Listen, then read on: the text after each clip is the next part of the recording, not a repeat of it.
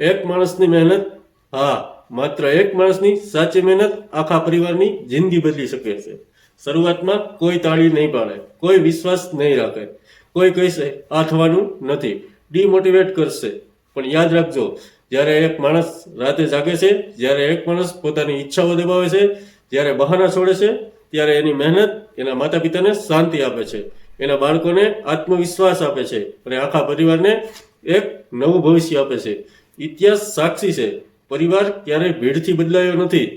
પરિવાર હંમેશા એક જવાબદાર માણસથી બદલાયો છે. જો આજે તું થાક્યો છે તો સમજી લે તું સાચા રસ્તે છે, કારણ કે એક મનની મહેનત આખા પરિવારની લાઈફ બદલી શકે છે.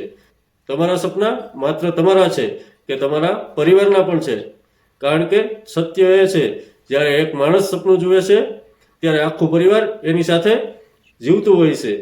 આ જવાબદારી પૂરી કરવા માટે રાતે ઊંઘ નથી આવતી. જ્યારે જવાબદારી ખભા પર હોય અને ખિસ્સામાં આત્મવિશ્વાસ સિવાય બીજું કંઈ ના હોય, એ સમયે બે રસ્તા હોય છે, એક બહાનું અને બીજું બહાદુરી.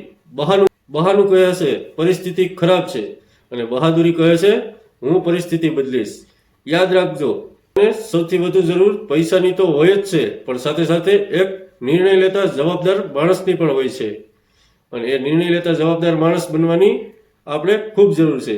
ઇતિહાસ જુઓ, પરિવાર ક્યારેય ભીડથી નથી બદલાયો, પરિવાર હંમેશા એક જવાબદાર માણસથી બદલાયો છે. જ્યારે એક માણસ આળસ છોડે છે, ડર છોડે છે અને રોજ થોડી મહેનત કરે છે, ત્યારે એની મહેનત પગારમાં નહીં પરંતુ પેઢીમાં ફેરફાર લાવે છે. એક દિવસ એના માતા પિતા શાંતિથી ઊંઘે છે, કારણ કે હવે એને ચિંતા ઓછી છે.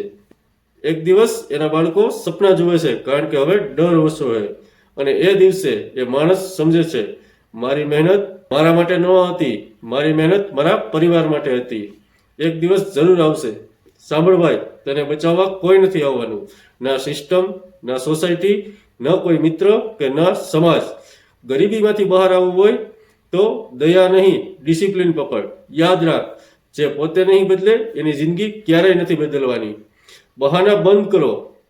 તું કહે છે સમય નથી મળતો, સાચું બોલ, પ્રાયોરિટી નથી.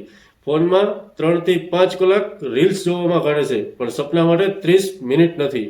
મિડલ ક્લાસ બનવું છે, લકથી નથી બનાતું, રોજના ડિસિઝનથી થાય છે અને ડિસિપ્લિનથી કામ કરવાથી થાય છે. દર્દ ટૂંકું, ગરીબી લાંબી હોય છે. થાક કાયમી નથી, ગરીબી કાયમી હોય છે. આજે કહીશ કે હું થાકી ગયો છું, આજે મોડો સૂઈ જા, આજે સેક્રિફાઈસ કરી લે, નહીં તો કાલે આ જ ગરીબીની જિંદગીમાં જીવવું જોશે. હું જ કરીશ, કોઈ શોર્ટકટ નથી, કોઈ એક્સક્યુઝ નથી. એક જ નિર્ણય જોઈએ, આ પરિવારનું ફ્યુચર હું જ બદલીશ. અને આ નિર્ણય રોજ પુરાવા માંગે છે. મિડલ ક્લાસ બનવું સ્ટેટસ નથી ભાઈ, શાંતિથી બિલ સમયસર ભરાય, ઇમરજન્સીમાં ઉધાર ના લેવો પડે, આ લક્ઝરી નથી, આ સેલ્ફ રિસ્પેક્ટ છે. માટે અત્યારથી જ લડવા માટે તૈયાર થઈ જાઓ અને સેલ્ફ મોટિવેશન કરીને તમારા અને તમારા ફેમિલીની લાઈફ ચેન્જ કરો.